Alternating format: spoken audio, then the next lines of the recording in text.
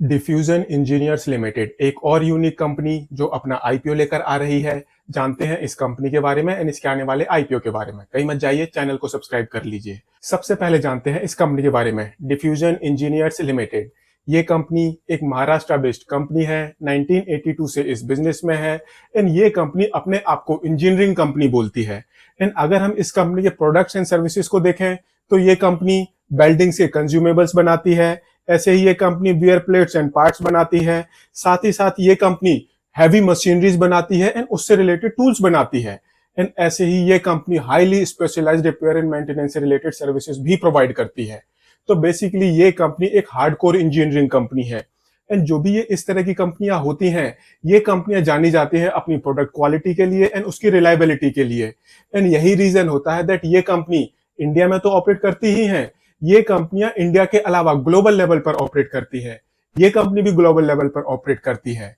And ऐसे ही अगर हम इस कंपनी की ओवरऑल रेवेन्यू देखें तो अप्रोक्सीमेटली 91% रेवेन्यू वो इस कंपनी की इंडिया से आती है एंड अप्रोक्सीमेटली 9% रेवेन्यू वो इस कंपनी की आउटसाइड इंडिया से आती है, एक्सपोर्ट सेल के थ्रू आती है।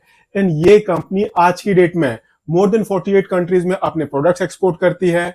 अभी तक ये company more than 10,000 project execute कर चुकी है। आई मीन बेसिकली जो ये इंजीनियरिंग कंपनियां होती हैं, इनके लिए हर एक जॉब एक किस्म से एक प्रोजेक्ट होता है।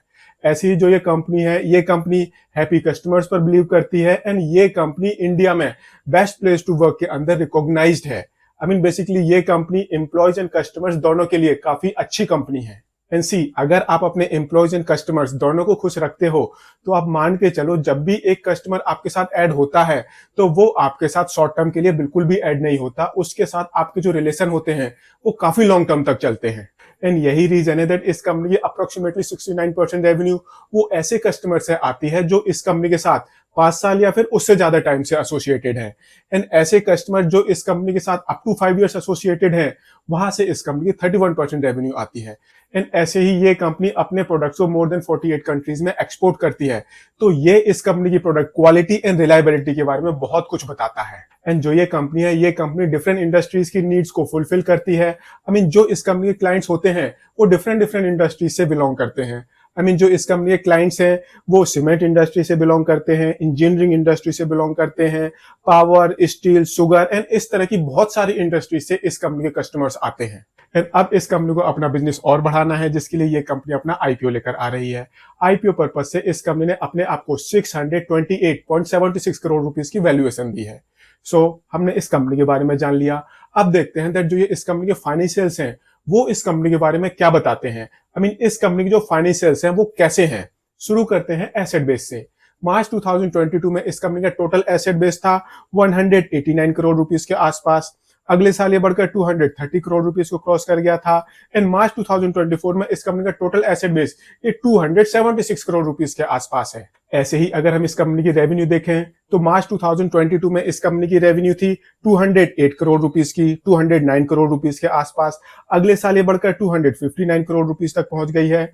एंड मार्च 2024 में इस कंपनी की टोटल रेवेन्यू ये 286 करोड़ रुपीस के आसपास है। बेसिकली एसेट बेस बढ़ रहा है, रेवेन्यू भी बढ़ रही है। हालांकि 21, 22 एंड 22, 23 में जो ग्रोथ थी वो थोड़ी सी ज्यादा थी एज कंपेयर टू 23 एंड 24। ऐसे ही अगर हम इस कंपनी का प्रॉफिट देखें तो मार्च 2022 में इस कंपनी ने प्रॉफिट कमाया था 17 करोड़ रुपए के आसपास का। अगले साल ये बढ़कर 22 करोड़ रुपीस को क्रॉस कर गया है। एंड मार्च 2024 में इस कंपनी का टोटल एसेट बेस ये 30 करोड़ रुपीस को क्रॉस कर गया है। एंड ऐसे ही अगर हम इस कंपनी का ऑपरेटिंग कैश रियलाइजेशन देखें तो मार्च 2022 में इस कंपनी ने अपने ऑपरेशन से अप्रोक्सीमेटली 11 करोड़ रुपीस का कैश जनरेट किया था। अगले साल ये नेगेटिव हो गया है अप्रोक्सीमेटली 5 करोड़ रुपीस का। बट मार्च 2024 में फिर से एक सडन जंप देखने को मिला है, इंप्रूवमेंट देखने को मिली है। एंड इस कंपनी का ऑपरेटिंग कैश रियलाइजेशन ये 39 करोड़ रुपीस को क्रॉस कर गया है। एंड ऐसे टाइम में इस कंपनी की जो बुक्स हैं वहां पर 34.44 करोड़ रुपीस की बोरोइंग है। ये इस कंपनी की revenue, profitability and cash flow के पॉइंट ऑफ व्यू से एक कंट्रोलेबल सिचुएशन में है। तो बेसिकली कंपनी इंजीनियरिंग सेक्टर में ऑपरेट करती है, काफी अच्छा बिजनेस मॉडल है। फाइनेंशियल्स भी इस कंपनी के बारे में काफी कुछ अच्छा बताते हैं। एंड ऐसे ही अगर हम इस कंपनी के मार्जिन्स देखें तो जो इस कंपनी के एबिटा मार्जिन्स हैं वो है 17.04 करोड़ रुपीस के। ये कंपनी 10.79% के पैट मार्जिन्स पर ऑपरेट कर रही है, 18.52% की रिटर्न ऑन इक्विटी है एंड 20.63% की इस कंपनी की रिटर्न ऑन कैपिटल एम्प्लॉयड है। तो बेसिकली जो इस कंपनी के फाइनेंशियल्स हैं, इस कंपनी के बारे में काफी कुछ बोलते हैं पॉजिटिव सेंस में। अब इस कंपनी का आईपीओ स्ट्रक्चर देखते हैं। इस कंपनी का टोटल आईपीओ साइज है 158 करोड़ रुपीस का पूरा फ्रेश इशू कंपोनेंट है। 159 रुपीज से 168 रुपीज का प्राइस बैंड है। 88 शेयर्स का लॉट साइज है। इस हिसाब से जो आपकी मिनिमम इन्वेस्टमेंट होगी ये होगी 14,784 रुपीज की। एंड इस आईपीओ के थ्रू जो भी पैसे इस कंपनी के पास आएंगे उन पैसों को ये कंपनी यूज करेगी कैपिटल एक्सपेंशन के लिए। ये कंपनी अपनी मैन्युफैक्चरिंग कैपेसिटी बढ़ाएगी। कुछ पैसे यूज होंगे वर्किंग कैपिटल की मैनेजमेंट के लिए एंड रिमेनिंग लेस देन 25% पैसे यूज होंगे जनरल कॉर्पोरेट पर्पसेस के लिए। सो बेसिकली इस कंपनी का जो आईपीओ है वो इस कंपनी की फाइनेंशियल परफॉर्मेंस के ऊपर, इस कंपनी की ऑपरेटिंग परफॉर्मेंस के ऊपर काफी बड़ा पॉजिटिव इंपैक्ट लेकर आने वाला है। कंपनी का आईपीओ ये 26 सितंबर को ओपन होगा, 30 सितंबर को क्लोज हो जाएगा एंड 4 अक्टूबर को इस कंपनी की लिस्टिंग होगी। एंड माइंड इट, कंपनी बहुत बढ़िया है। एंड ऐसे ही जो इस कंपनी के कॉम्पिटिटर्स हैं, जिन कंपनीज को इस कंपनी ने अपना कॉम्पिटिटर रिकॉग्नाइज किया है अपने आईपीओ पेपर्स में, ये कंपनी उन कंपनी के कंपैरिजन में थोड़े से सस्ते वैल्यूएशन पर अपना आईपीओ लेकर आ रही है। दैट मीन्स इस कंपनी का आईपीओ सक्सेसफुल हो, इन्वेस्टर्स भी हैप्पी रहें, क्लाइंट तो हैप्पी है, एम्प्लॉयज हैप्पी हैं एंड इन्वेस्टर्स भी हैप्पी रहें, इसके लिए ये कंपनी अपना आईपीओ एक रीजनेबल वैल्यूएशन पर लेकर आ रही है। इस कंपनी ने लिस्टिंग गेन के लिए काफी स्कोप छोड़ा हुआ है। तो अब क्वेश्चन आता है, क्या आपको इस कंपनी के आईपीओ को सब्सक्राइब करना चाहिए या नहीं? यहां पर मैं आपको बोलूंगा आप अपना डिसीजन थोड़ा सा सोच समझ कर लें। बट कंपनी अच्छी है, फाइनेंशियल्स भी अच्छे हैं एंड फ्यूचर इस कंपनी का ब्राइट लग रहा है आज की डेट में।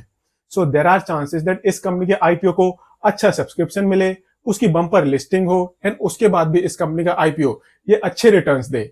बट सब्जेक्ट टू कि फ्यूचर में मार्केट किस तरह से बिहेव करती है। अगर मार्केट काफी नेगेटिव हो जाती है तो फिर तो मान के चलो जो भी आईपीओ उस टाइम ओपन होंगे उनको काफी बुरा इंपैक्ट पड़ेगा। बट अगर मार्केट ठीक ठाक रहेगी तो this is for sure that इस कंपनी का आईपीओ ये ठीक ठाक परफॉर्म करेगा, इनफैक्ट काफी बेटर परफॉर्म करेगा। बट स्टिल अपना डिसीजन थोड़ा सा सोच समझ कर लें एंड इन्वेस्टमेंट एडवाइजर से कंसल्ट करने के बाद लें। एंड अगर आपको यह वीडियो पसंद आया हो इसको लाइक शेयर जरूर करें एंड चैनल को सब्सक्राइब करें। Thank you.